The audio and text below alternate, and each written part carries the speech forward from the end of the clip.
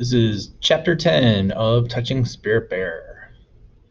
As Cole lay thinking about the sparrows, pain surged back and forth through his body.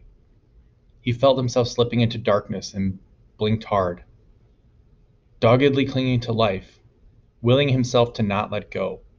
For hours he kept blinking, but by dawn, staying conscious seemed less important. Now he hung on the edge of existence, detached from the real world, weightless and moved by the wind. Thoughts of the sparrows disappeared. As daylight seeped through thick curtains of haze, a new pain arrived and gradually worsened until it could not be ignored. Pressure had built in his lower gut. He needed desperately to go to the bathroom, but held back, grimacing. He had no way to squirm away from his own waist. Finally, the pain became so sharp, Cole let out a deep groan. He couldn't fight his own body any longer. Painful shame gripped Cole as waste slipped from his body, and a raw stench filled the air. He jerked his head and arm to drive away the mosquitoes swarming around him, but they returned instantly. Finally, he gave up. An absolute and utter hopelessness overwhelmed him. He felt like a helpless baby, not able to roll away from his own filth. He wanted to hate somebody, to be angry, and to place blame on everything and everyone for this moment. But anger took energy, and Cole no longer had energy. As the sun climbed over the trees, black horseflies started attacking. Unable to drive them away, Cole felt the huge insects bite him. He gazed desperately away at the fallen tree beside him. A 10-foot trunk remained upright, its ragged top charred where lightning had struck. Whiffs of smoke still curled upward. Beside the trunk lay a tangle of broken timber. Cole watched the birds flitting among the downed branches, feeding on bugs and worms. For them, the storm was over and life continued. The falling of the tree was simply a natural reality, like the passing of another day. Cole eyed the birds as he struggled to concentrate. Something in those branches had been important. His gaze wandered to the ripped up grass under the splintered branches and crushed boughs. What had been so important in the maze of destruction? He spotted a small, brown, fist-sized clump of twigs not 10 feet away. The nest! That was it. That was what he had been searching for. Something about that nest was important, but what? And then he found them. First one, then two, then a third and fourth, four lifeless baby sparrows scattered in the short grass where they had been thrown from their nest. Matted fuzz covered the twisted little bodies. Two had died with their big yellow beaks open, as if searching for food. The other two lay facing the nest, their necks reaching out. Even in death, the sparrows had strained toward their nest. They had tried to make it back to the safety of their home. Cole envied the dead sparrows. He had never really known any home. It sure wasn't the big brick building that his parents landscaped and fixed up to impress the neighbors. Nor was it the empty space he returned to most days after school. Even before his parents' divorce, Cole had always wanted to run away from that place. As Cole stared at the tiny bodies, sadness flooded through him. The sparrows were so frail, helpless, and innocent. They hadn't deserved to die. Then again, what right did they have to live? This haunted Cole. Did the birds' insignificant little existences have any meaning at all? Or did his? He watched one solitary gray sparrow hopping among the broken branches near the nest. Was that the mother? Was she looking for her young? Cole licked his cracked and dried lips.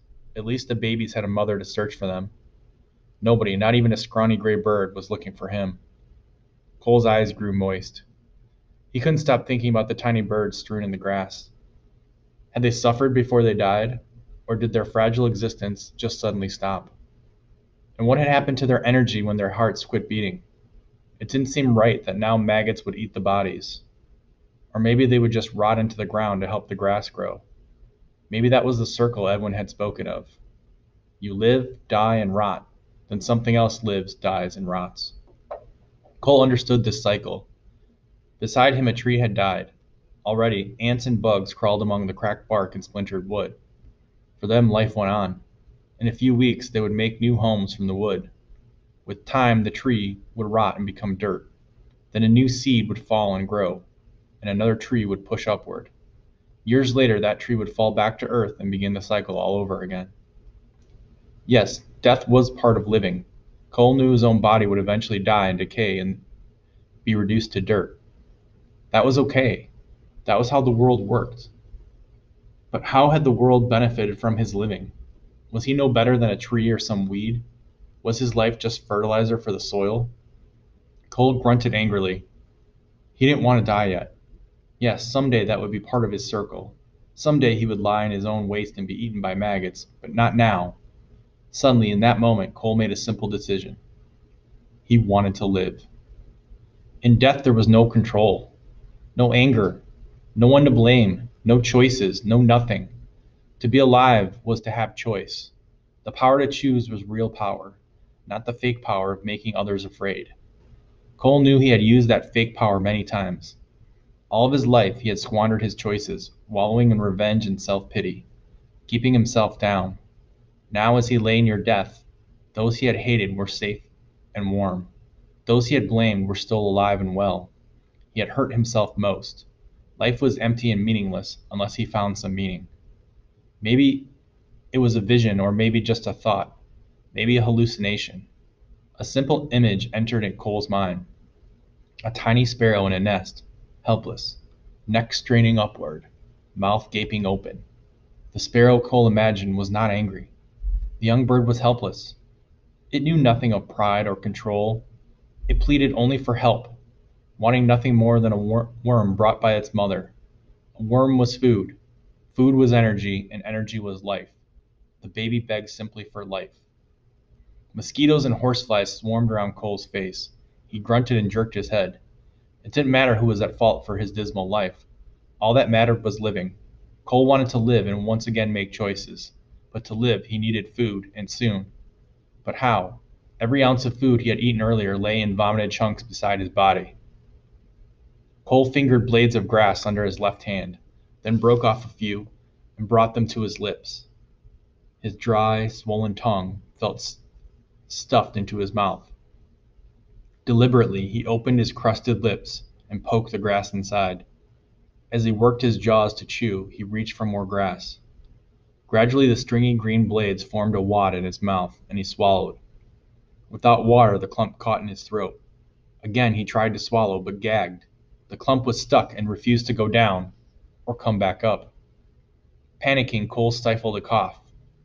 He didn't dare cough.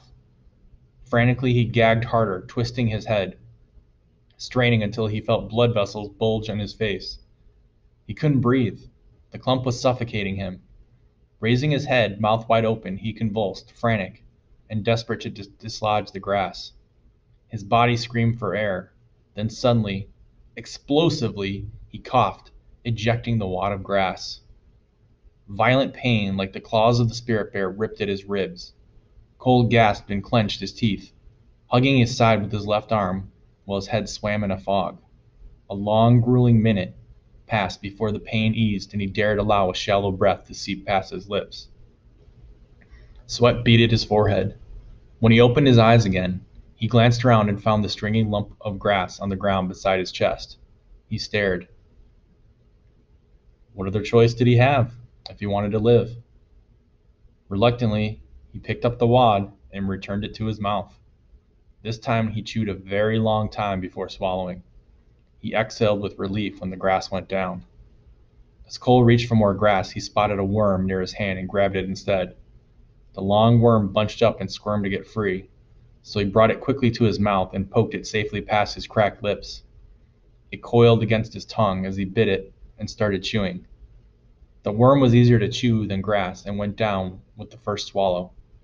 Cole searched for another. As he searched, the rain began again. He opened his mouth and let the drops tickle his tongue. Maybe the rain would bring out more worms.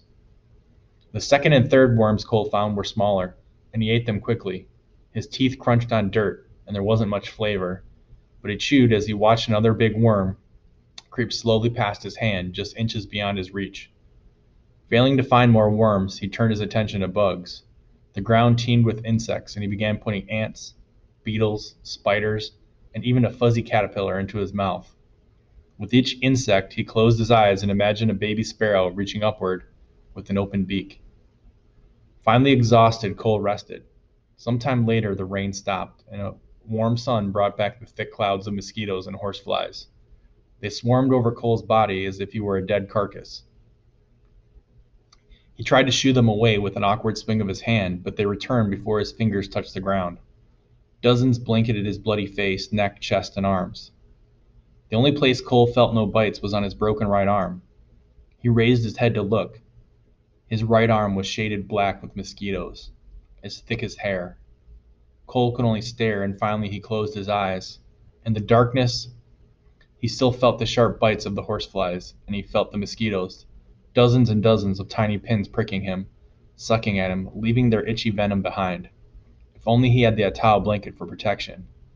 He had no idea where the blanket was. How could he have ever tried to burn it? It would have protected him from the cold, the rain, the wind, and the insects. It might have even protected him from himself. Okay, so he talks about looking at his forearm and it being covered completely with mosquitoes. It's because in Alaska, with their climate, they have a very short spring, summer, fall season. The majority of the year, they're covered in snow and it's cold temperatures. So what happens is the mosquitoes, they're kind of in hibernation during that time, but when everything melts, it makes everything wet, which means there's like little ponds and little puddles and things like that. So a lot of standing water, which means mosquitoes can breed quickly, and there's lots of them out there. So Alaska is known for having like tons of mosquitoes during the summer season. So that's where Cole is right now, and so they're all over him and just attacking him at will because he can't drive them away. So they're kind of like literally sucking the life out of him right now, and he needs to do something about this if he wants to make it. Cole lost consciousness again. Hours later, drifting awake, Cole became aware of a tickling sensation on his left arm. He opened his eyes to find a small gray mouse perched on his elbow. Working its way toward his wrist, it stopped every step to poke a whiskered nose about. Cole lay motionless as the skittish mouse ventured across his forearm and sniffed at his wrist, then inched onto his upturned palm. Cole held his breath.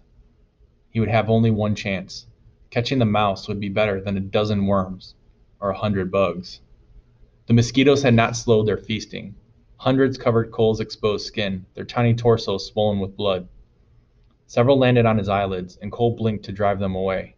He dared not move his hand to swat at them. Focusing his gaze on the mouse, he waited for it to take one more step. It moved its whiskered head back and forth with jerky caution, then stepped forward. Cole clamped his hand closed. Dun dun dun. Until next chapter.